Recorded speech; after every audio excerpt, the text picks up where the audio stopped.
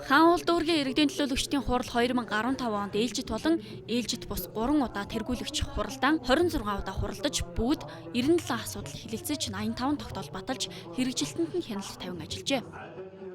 Өнөөдөр манай хаан улс дүүрэг 2014 оны төсвийн гүйцэтгэл, 2015 оны төсвийн тодтгол, тэгээд 2016 оны төсвийн төслөө хэлцэж одоо баталж байна.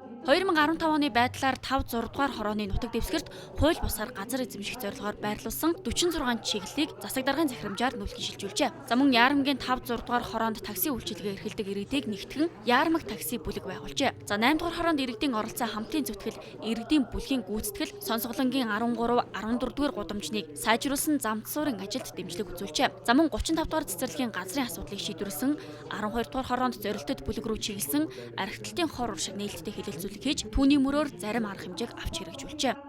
Хаан улс дүүргийн иргэдийн төлөөлөгчдийн 13 дугаар хуралдаан бол өнөөдөр хуралдаж байна.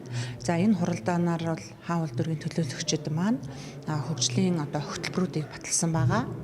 Энд болохоор ахмадаа дээдлээ, хамтдаа хөгжий, эмэгтэйчүүд хөгжил гэсэн 3 хөтөлбөрийг шинээр нэмж баталж байна. Ирэх 2016 онд хаан улс дүүргийн эдийн засаг нийгмийн хөгжлийн зорилтын хүрээнд иргэдийн төлөөлөгчдийн хурлын тэргүүлэгчид иргэд рүү чиглэсэн хөгжлийн хөтөлбөрүүдийг хийхээр хурлаар батлаад байна. За үүнд эмэгтэйчүүд, ахмадууд, хөгжлийн бэрхшээлтэй иргэд, залуучууд багтаж байна.